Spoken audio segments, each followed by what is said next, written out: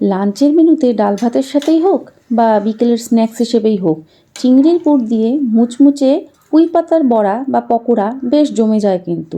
তার ওপর আবার আমার ছাদ বাগানে এই টাটকা সবুজ পুঁই পাতাগুলো দেখে লোভ সামলাতে না পেরে বানিয়েই ফেললাম পুঁই পাতার বড়া। নিজের বাগানের অর্গানিক শাকসবজি খাওয়ার মজাই আলাদা। চলো এবার বানানো শুরু করি।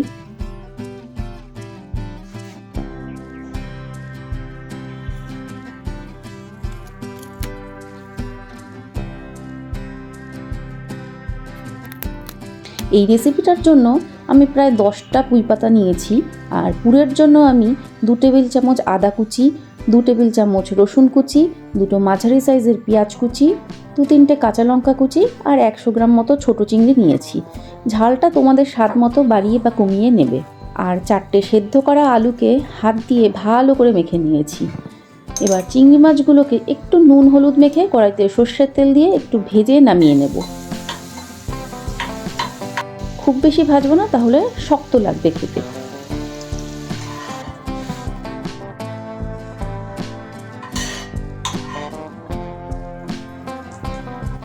এবার ওই কড়াইতেই আরেকটু সর্ষের তেল গরম করে দিয়ে দেব পেঁয়াজ কুচি।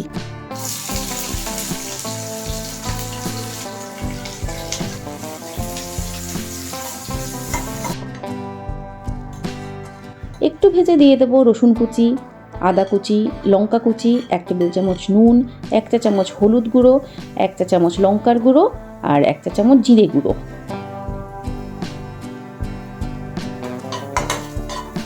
1 মিনিট মতো নেড়ে চেড়ে দিয়ে দেবো ভেজে রাখা চিংড়িগুলো।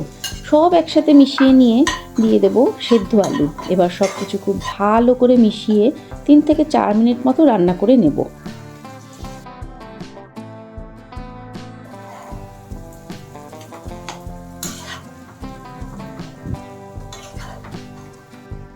আমার কাছে নুনটা একটু কম মনে হয়েছে, তাই আমি আরেকটু নুন দিয়ে দিলাম। আর দিলাম 1 টেবিল চামচ চিনি। এবার সব কিছু একসাথে ভালো করে মিশিয়ে কিছুক্ষণ রান্না করে মাখো মাখো করে নামিয়ে নেব।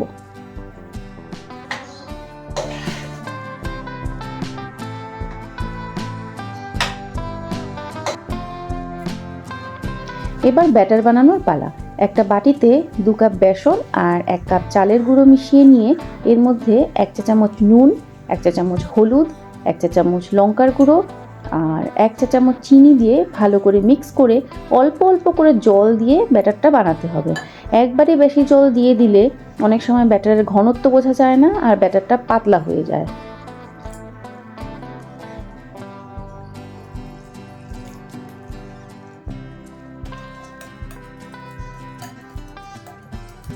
আমাদের ব্যাটার রেডি। এবার পুঁই পাতার ডাঁটিগুলো কেটে বাদ দিয়ে পাতার এক পিঠে আলুর পুর লাগিয়ে পাতাটা পানের খিল্লির মতো ভাঁজ করে নিতে হবে।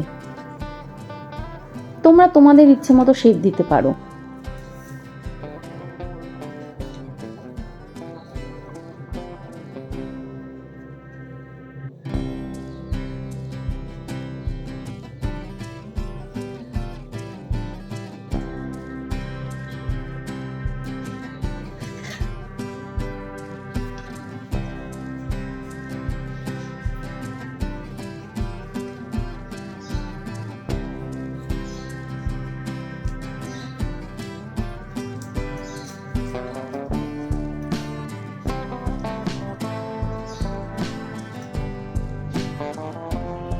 এবার পুর ভরা পাতাগুলো একটা একটা করে বেসনে ডুবিয়ে গরম তেলে মিডিয়াম ফ্লেমে 2 পিঠ লাল লাল আর মুচমুচে করে ভেজে নিয়ে গরম গরম পরিবেশন করার পালা।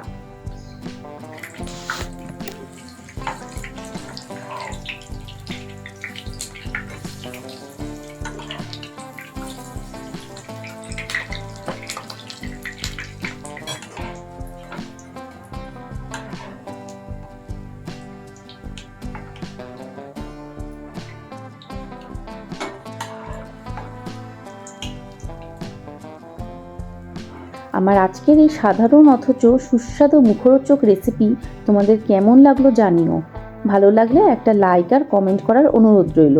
আবার দেখা হচ্ছে আরেকটা নতুন রেসিপি নিয়ে। সুস্থ থেকো, ভালো থেকো।